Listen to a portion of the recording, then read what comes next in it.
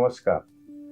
मैं आज आरंभ टीवी की तरफ से आप लोगों को बहुत बहुत बधाई दे रहा हूं कि हमारे रामलला अगले 22 तारीख को विराजमान हो रहे हैं। और अभी दिल्ली की इतने ठंड है और इस ठंड में भी हम आज सुनेंगे 2 राशियों का फल, जिसमें आचार्य MS पांडे जी हमारे साथ हैं। तो मैं उनको अभिनंदन करता हूं और मैं रिक्वेस्ट करता हूं आचार्य जी से कि अपने राशिफल के बारे में शुरू करें और हमारे दर्शकों को बताएं। नमस्कार। आचार्य MS पांडे का 9 वर्ष पे ढेर सारी शुभकामनाएं, हार्दिक अभिनंदन। समस्त दर्शक गणों को आज हम बता दें कि राशिफल की श्रृंखला में हम आज धनु राशि की विवेचना करेंगे। अगर आपका चंद्रमा राशि फल के क्रमांक में 9 नंबर में धनु राशि सैगिटेरियस में अगर बैठा हुआ है तो यह राशिफल आपके लिए। और अगर आपका लग्न भी धनु है तो भी आप पे कुछ परसेंटेज लागू होगा इनका जो है। अब इस विवेचना करने के समय मैं आपको एक बार ध्यान आकर्षित कर दूं कि जब हम वार्षिक राशिफल की बात करते हैं तो इस समय हम मेन धीमी गति वाले ग्रह जो है गुरु, शनि, राहु, केतु, इन 4 ग्रहों की विवेचना करते हैं। ब्रीफ में थोड़ा सा मंगल, शुक्र, बुध, इनका क्या आपके कैरियर पे, व्यापार पे, शिक्षा पे, स्वास्थ्य पे क्या असर पड़ेगा, इसका भी ब्रीफ विवेचना करूंगा मैं। तो अब सबसे पहले आपको बता दूं कि यह राशि स्वामी आपके बृहस्पति हैं और बृहस्पति आपके लग्नेश है, केंद्र त्रिकोण के मालिक हैं। लग्न और 4th हाउस के लॉर्ड होकर के इस समय गुरु जो है 5म भाव में बैठे हुए। तो सबसे पहले मैं बता दूं कि राशि का जो स्वामी है वह बृहस्पति है और यह जो नक्षत्र के इसमें जो इसके राशि के नामाक्षर है वह भ, द, फ, ड और नक्षत्र चरण का नामाक्षर जो है ये, यो, भा, भी, भू, धा, फा, ड, भे। या इसलिए बता रहा हूँ कि जिन जातकों का बर्थ टाइम नहीं है वो अपने नाम से भी देख सकते हैं। आराध्य देव इस राशि के विष्णु भगवान है और इसका रंग पीला है। इसका फेवरेट अंक जो है 9 और 12 है। उत्तर दिशा को रिप्रेजेंट करती है यह राशि। गोल्ड और कांस्य इसका धातु है और रत्न पुखराज है और उसके वार बृहस्पतिवार है। बृहस्पतिवार के साथ देवगुरु बृहस्पति का मंगल से भी दोस्ती है, तो मंगलवार, बृहस्पतिवार ये इनके शुभवार हैं। इस राशि का स्वभाव द्विस्वभाव की राशि है, पित्त को रिप्रेजेंट करती है। और जहाँ तक आपकी राशि धनु राशि है, इसमें मूल नक्षत्र के 4 चरण आते हैं जिनका लॉर्ड केतु है। पूर्वाषाढ़ा के 4 चरण आते हैं जिनका लॉर्ड शुक्र है और उत्तराषाढ़ा के 1 चरण है जिसका लॉर्ड सूर्य है। कुल 3 चरण आपके इस राशि में आते हैं। अब हम बात करेंगे कि इन राशि वालों का स्वभाव क्या होता है।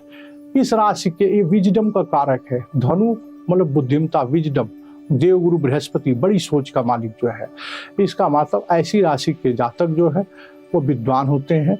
इसके बारे में कहा गया है कि अगर ये काफी पढ़े लिखे हैं तो काफी ऊंचाई पर जाते हैं। इसको रेड बुक में 24 कैरेट का गोल्ड बताया गया है गुरु को। और अगर ये पढ़े लिखे नहीं है, इनकी शिक्षा कंप्लीट हुई है, तो फकीर भी बाकमाल निर्धन, भले निर्धन हो लेकिन वो कमाल का फकीर होता है। तो लग्न भाव में जिसके बृहस्पति बैठा हो उसका कहना ही क्या है। यहाँ से वह जो है लगभग 3 त्रिकोण को कंट्रोल करते हैं बृहस्पति। लग्न भाव, 5म भाव और 9म भाव। 5म माने बुद्धि भाव, 9म भाव भाग्य भाव और 5म में मंगल की राशि पड़ती है और 9म में सूर्य की राशि पड़ती है। यह राशि स्वामी इनके जो है सूर्य मंगल बृहस्पति के मित्र हैं। तो इसलिए जो है यह इनका बहुत अच्छा भाव है। देवगुरु बृहस्पति यहाँ बैठ करके आपके मेन लक्ष्मी स्थान को, 5म 9म स्थान को कंट्रोल करते हैं। इस समय लग्न और 4th हाउस का लॉर्ड होकर के शुरू के 4 महीने में जनवरी, फरवरी, मार्च, अप्रैल, 30 अप्रैल तक गुरु आपके मेष राशि में संचरण कर रहे हैं। और मेष राशि में ये 2 फरवरी तक ये केतु के नक्षत्र में, अश्विनी नक्षत्र में रहेंगे जिसका लॉर्ड केतु है। और केतु इस समय 10म भाव में बैठा हुआ है। तो 5म से 10म का जो संबंध है षडाष्टक का संबंध है। थोड़ा शुरुआत में परेशानी रहेगी। तो ये फरवरी के बाद फिर ये भरणी नक्षत्र में जाएंगे और 14 अप्रैल तक ये भरणी नक्षत्र में रहेंगे। वहां से 15 दिन कृतिका नक्षत्र में रहेंगे जिसका लॉर्ड सूर्य है। तो एक तरीके से गुरु इस समय जो है 60 समय के लिए केतु की नक्षत्र, उसके बाद शुक्र की नक्षत्र और फिर इस फर्स्ट 4 मंथ में जो 15 दिन का समय है उसमें सूर्य के नक्षत्र में संचरण करेंगे। तो गुरु के साथ साथ इन ग्रहों की क्या पोजीशन आपकी कुंडली में यह भी प्रभाव डालती है कि सबसे पहले कि उसमें केतु की क्या पोजीशन है, शुक्र की क्या पोजीशन है और सूर्य की क्या पोजीशन है। यह सब पोजीशन पे गुरु का फलादेश करेंगे। गुरु किस राशि, मित्र गुरु इस समय सबसे पहले बता दूं मित्र राशि में बैठा हुआ है। जो नक्षत्र स्वामी केतु है उनसे भी गुरु का ठीक संबंध है, उनके नक्षत्र में बैठे हुए हैं और साथ साथ यहाँ से बैठ करके आपके भाग्य भाव को देखेंगे तो भाग्य को चमका देंगे। शुरुआती समय जो आपका भाग्य साथ देगा। अब एक चीज थोड़ा सा बता दें कि राहु केतु आपके 4th और 10th भाव में आमने सामने है और गुरु केतु के नक्षत्र में, तो शुरू का जो महीने भर का समय थोड़ा सा परेशानी का रहेगा। इस समय आपको सावधानी बरतनी। उसके बाद जब गुरुदेव जो है आपके जब दूसरी नक्षत्र में गोचर करेंगे शुक्र की नक्षत्र में, तब अच्छा फल देंगे। इस समय वर्तमान में आपका सूर्य और मंगल लग्न में ही बैठा हुआ है, तो सूर्य मंगल लग्न में बैठने से गुरु का जो है 9वीं पंचम का राजयोग है। तो शुरू के जो 4 महीने हैं इसमें आप अच्छा कर पाएंगे, आपका भाग्य साथ देगा, आप बिजनेस कर पाएंगे, रोड मैप तैयार करेंगे, क्या क्या काम पूरे वर्ष के दौरान करना है वो प्लान करने के लिए बहुत ही सुंदर समय है। इस समय आप अपनी योजनाएं बनाएंगे, योजनाओं को कार्यान्वित करेंगे, क्योंकि यहाँ से इन सब कामों में गुरु आपकी मदद करेगा। क्योंकि गुरु यहाँ से बैठ करके आपके भाग्य भाव को देख रहा है और लाभ भाव को देख रहा है और आपके खुद भाव को, लग्न को भी देख रहा है। और जहाँ तक मैं बताऊँ कि गुरु की दृष्टियों में अमृत होता है। हाँ, अब एक चीज का ध्यान रखना है कि शनि आपके पराक्रम भाव में 3rd भाव में अपनी मूल त्रिकोण राशि में बैठे हुए हैं। मूल त्रिकोण राशि में बैठ करके शनि पराक्रम भाव में आपको अच्छा करेंगे और यहाँ से शनि की तीसरी दृष्टि गुरु पे पड़े। तीसरी दृष्टि खतरनाक होती है और दृष्टि के बारे में थोड़ा मैंने आपको विवेचना भी की थी कि शनि की दृष्टियां अच्छी नहीं होती है और इस राशि वालों के लिए शनि जो है करेंगे तो अच्छा, पराक्रम में शनि अच्छा माना जाता है। 3rd हाउस ऐसा जगह जहाँ मेलेफिक प्लैनेट अच्छा इफेक्ट देते हैं, पर थोड़ा सा ध्यान रखना पड़ेगा। गुरु आपको अच्छा फल तभी दे पाएगा, चाहे वो भाग्य का फल हो, चाहे वो लाभ का फल हो, चाहे वो किसी चीज का फल हो, गुरु तभी फल अच्छा दे पाएगा। क्योंकि शनि की दृष्टि सीधा तीसरी दृष्टि गुरु पे पड़ रही है, तो शनि अनुशासन कराता है। आप हर मामले में अपने को अनुशासन रखेंगे, अपने रूटीन को सही रखेंगे, सब चीज़ों को व्यवस्थित करेंगे, अपने काम में लापरवाही नहीं करेंगे, आलस्य नहीं करेंगे, तब ये शनि आपको सफलता दिलाएगा। पंचम हाउस मतलब उनके उस पर भी लागू होता है जो शेयर का काम कर रहे हैं, स्टॉक मार्केट में जो लोग हैं, म्यूचुअल फंड में इन्वेस्टमेंट कर रहे हैं, प्रॉपर्टी में इन्वेस्टमेंट कर रहे हैं, तो इस दौरान उनको लाभ होगा या इसमें पैसा कमाने का अच्छा समय है। शनि देंगे उनको, बशर्ते उनको बहुत सोच समझ के करना पड़ेगा। और गुरु यहाँ से पंचम भाव को देख रहा है, पंचम दृष्टि से 9वें भाव को देख रहा है और उसके साथ लाभ भाव को देख रहा है, तो कुछ ऐसा काम करेंगे जिससे आपका लाभ होगा, आपका भाग्योदय होगा। ऐसा कोई इन्वेस्टमेंट गुरु कराएंगे जिनसे भी आपको लाभ होगा। पुराना इन्वेस्टमेंट अगर कोई चल रहा है तो वहाँ से भी आपको इनकम जनरेट होगी। तो इस तरीके से आप खुद को भी व्यवस्थित कर पाएंगे, क्योंकि गुरु की बाई प्लेसमेंट बहुत अच्छी पोजीशन गुरु की आपके इस क्वार्टर में चल रही है। तो जो आपका पिछला समय से काम लटका पड़ा था, जिसमें आपको असुविधा फील हो रही थी, आप फंसा सा महसूस कर रहे थे, इस समय आपको रिलैक्स होगा और थोड़ा सा लाभ के अवसर बनेंगे आपको जो है। अब इसका गुरु के बाद हम आते हैं शनि पे। शनि जो है यहाँ से बैठकर तीसरी दृष्टि से गुरु को देख रहा है और 9 और 7वीं दृष्टि से भाग्य को देख रहा है और उसके 12वें हाउस को भी यहाँ से शनि देख रहा है।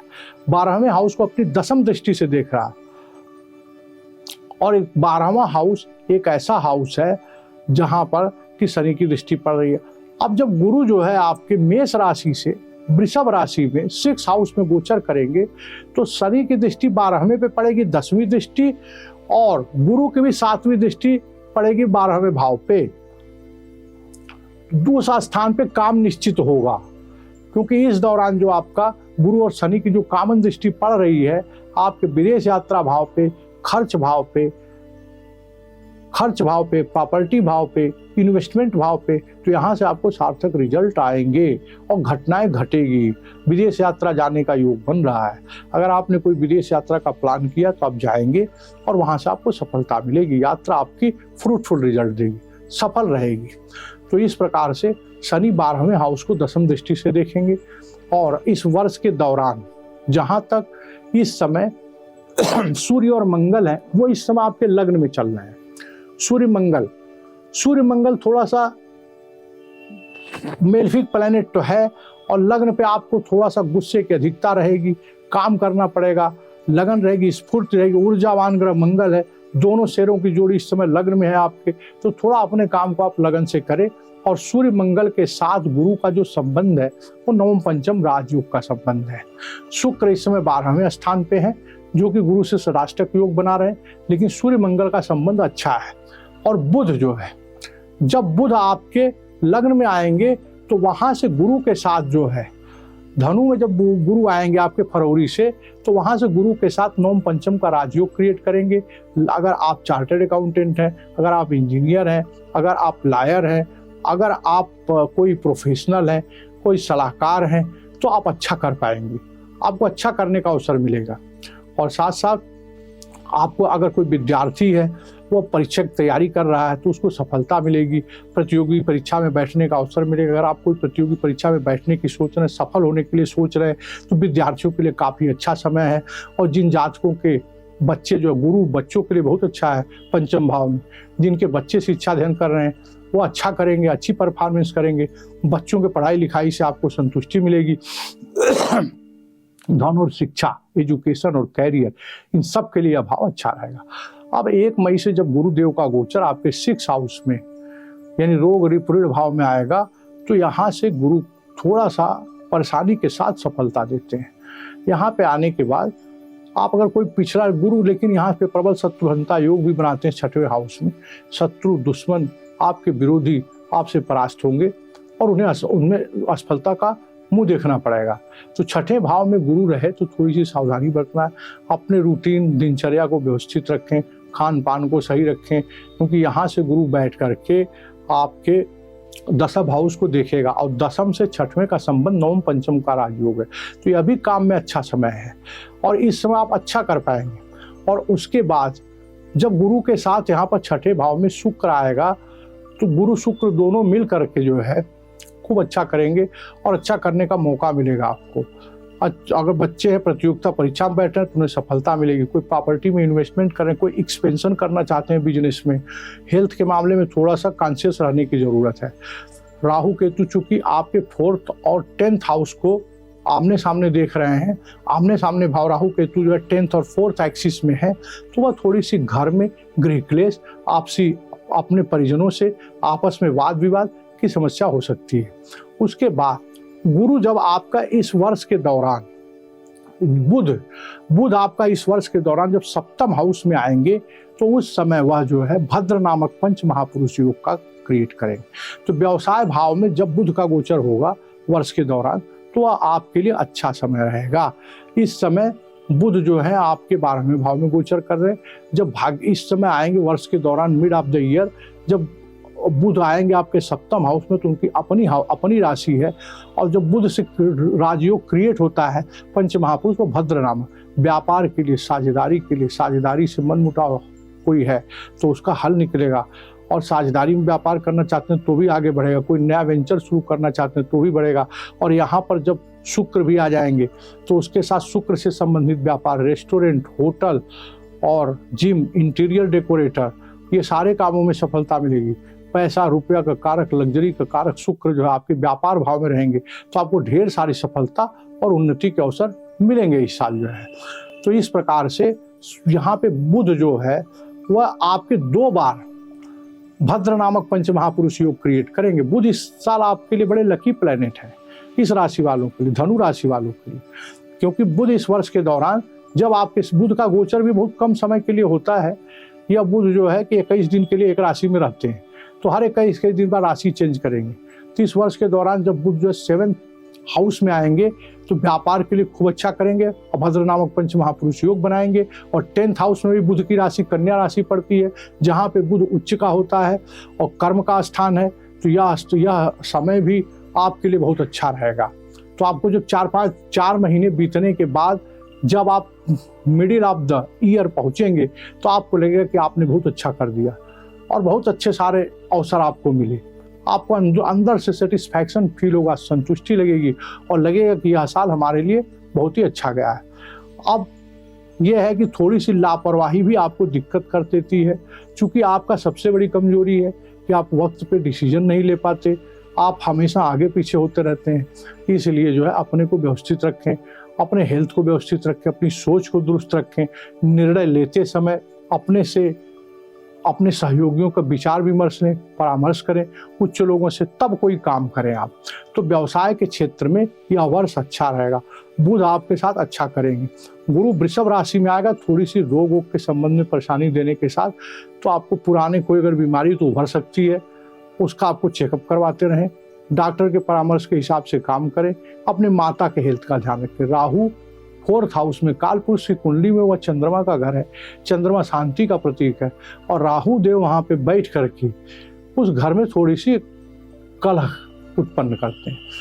आपसी जनों, परिवारजनों से विवाद, मतभेद, वाद विवाद, कलह थोड़ी सी हो सकती है, लेकिन आपके अन्य ग्रहों की अच्छी पोजीशन इस साल है, इसलिए आपको इन सब बातों से निजात मिल जाएगी और आप सफल होंगे।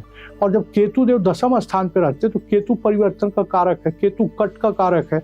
जब भी दशम हाउस में जाएगा, कोई नया काम आपका, तो पुराना काम बंद हो सकता है, नया काम शुरू हो सकता है। कोई नया काम आप करने के लिए सोच रहे हैं, तो इस साल करने का बड़ा ही उत्तम संयोग बन रहा है आपका। उसके बाद में इस समय जो राहु का संबंध है, वह शनि राहु 2 बार, गुरु राहु 2 बार, इसलिए राहु अपनी जगह पे थोड़ी सी अशांति पैदा करेगा। बीच बीच में राहु से बचने के लिए आपको हनुमान जी को उपासना करना है, क्योंकि इसके आराध्य देव विष्णु है। विष्णु सहस्त्र नाम का पाठ करें जब भी कोई विपरीत परिस्थिति आपको समझ में आए तब।